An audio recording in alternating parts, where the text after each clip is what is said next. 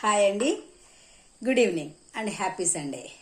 So one thing అండి, హ్యాపీగా ఉండాల్సిన పరిస్థితులు చాలా తక్కువగా ఉన్నాయి.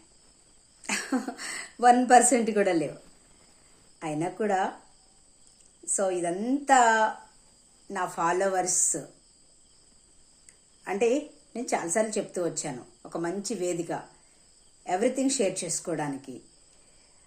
వాళ్ళని తిడుతూ ఉంటాను, మళ్ళీ నెక్స్ట్ డే వాళ్ళు పలకరిస్తూ ఉంటారు మెసెంజర్లో. ఎన్నో జరుగుతూ ఉంటాయి. సో చాలామంది అంటారు, మేడం మీరు సింగిల్గా ఉన్నా కూడా హ్యాపీగా ఎలా ఉండగలుగుతున్నారు? నాకంటూ నానేవాళ్ళు ఎవరు లేరు. నేను చాలా రేర్ అనమాట కార్యక్రమాలు కూడా అటెండ్ అవ్వడం. అక్కడే కదా హ్యాపీనెస్గా ఉంటుంది. ఫంక్షన్లకి, పుట్టినరోజులకి, పెళ్లి రోజులకి ఎవరు చెప్తారు నాకు? ఎవరు చెప్పరు. సో నేనున్న ఊర్లో ఆ విలేజ్లో కలిసిపోయాను. వాళ్ళు కూడా నన్ను చాలా మెచ్చుకుంటూ ఉంటారు. ఎక్కడి నుంచో వచ్చి మీ మంచితనం వల్ల ఇలా ఉన్నారండి అని చాలా రెస్పెక్ట్ ఇస్తూ ఉంటారు. సో అది చాలు నాకు.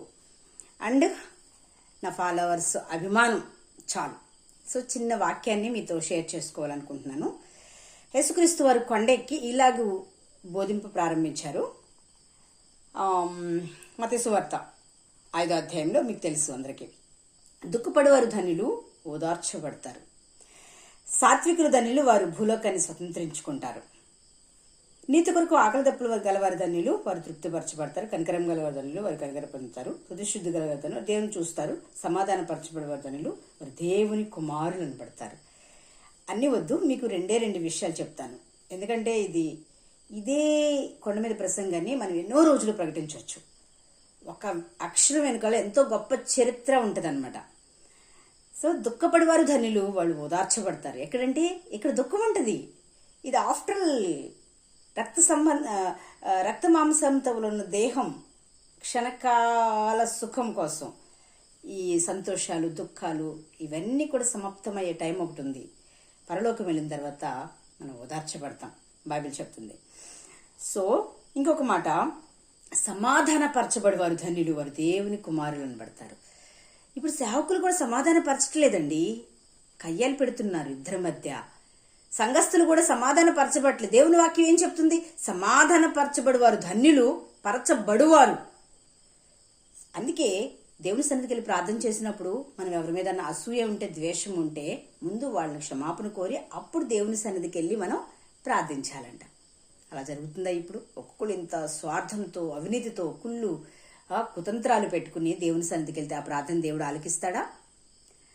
ఈ రెండు మాటలు ఈరోజు మనం ధ్యానించుకుందాం. సమాధానపరచబడువారు ధన్యులు వారు దేవుని కుమారులు అనబడతారు. దేవుని కుమారులుగా ఉండాలంటే, కుమార్తెలుగా ఉండాలంటే సమాధానపరచబడాలి. అంతేగాని గొడవలు పెట్టడం, అల్లర్లు పెట్టడం, కుటుంబాలు ముక్కలు చేయడం ఇవి కాదు మనం చేయాల్సింది. అప్పుడు దేవుని కుమారులుగా అనబడలేను.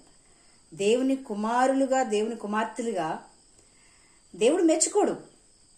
సో ఇద్దరి మధ్య అటొక మాట ఇటొక మాట చెప్పి ఇంకా వాదాన్ని పెంచేటట్లుగా ఉండకూడదు. ఐక్యపరచాలి, సమాధానపరచాలి. అందుకే మా ఊర్లో ఉన్నప్పుడు నేను ఎవరైనా వచ్చి మా హస్బెండ్కి ఉండి కోపం ఎక్కువ వచ్చేది, విశ్వాసుల మీద కూడా అరిచేవాడు. నేను సమాధానపరిచేదాన్ని.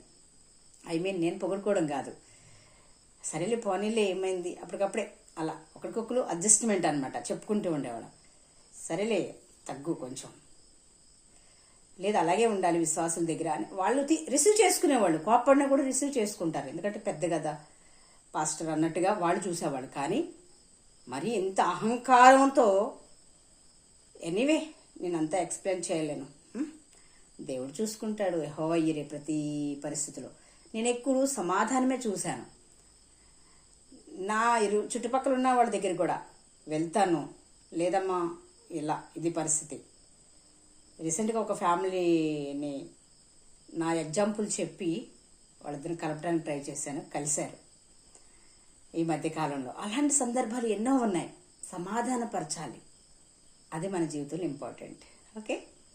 ఓకే అలాంటి మంచి మనసు ఉండాలి. Okay, thank you.